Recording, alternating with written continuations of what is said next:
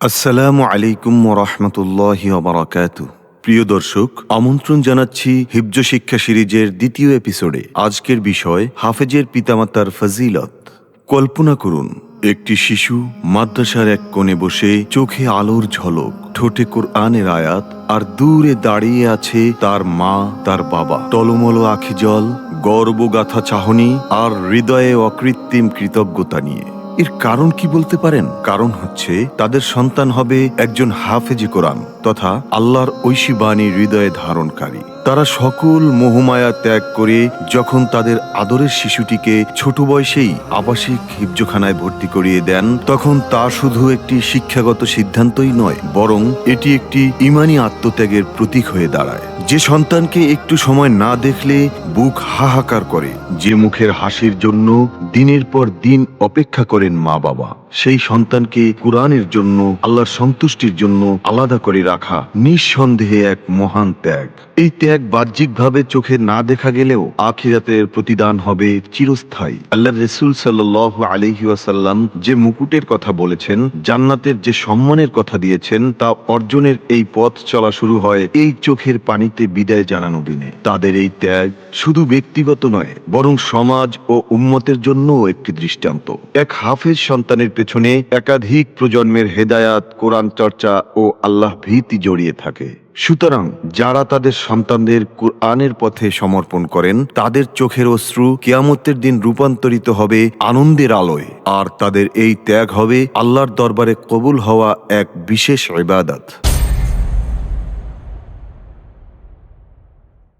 হাফেজ সন্তানের পিতামাতা শুধু পরকালেই নয়, ইহকালেও আল্লাহর বিশেষ রহমত ও শান্তির বার্তা লাভ করেন। সন্তান যখন কোরআনের আয়াত মুখস্থ করে, তা শুধু তার নয়, বরং তার মা বাবার হৃদয়েও আলোর ঝলকানি নিয়ে আসে। ঘর হয় সাকিনা তথা আল্লাহর প্রশান্তির কেন্দ্র, এবং সংসারে নেমে আসে অদৃশ্য বরকতের ধারা। এই মা বাবা সমাজে সম্মানিত হন, মানুষ শ্রদ্ধা করেন, অনেকে তাদের দেখে সন্তানদের হিফজে উৎসাহিত করেন। তাদের অন্তরে প্রশান্তি ও তৃপ্তি অনুভূত হয়, কারণ তারা জানেন আল্লাহর বাণী তাদের সন্তানের অন্তরে গাঁথা আছে। হাফেজ সন্তানের প্রতিটি তিলাওয়াত, প্রতিটি আয়াত পুনরাবৃত্তি, প্রতিক্ষণ আলাদা যাপন মা বাবার জন্য সাদকায়ে জারিয়া হিসেবে ইহকালেই অধিক সওয়াবের সঞ্চয় তৈরি করে দেয়।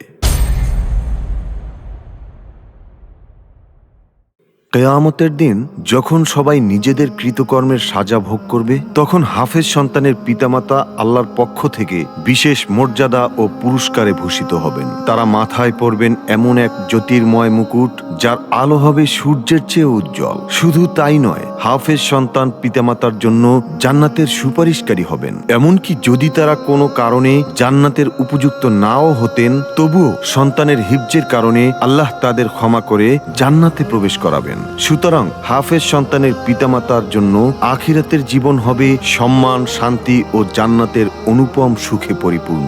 এটাই সেই চিরস্থায়ী সুখ যা আল্লাহ তাআলা হাফেজ সন্তানের মা বাবার জন্য সংরক্ষণ করে রেখেছেন।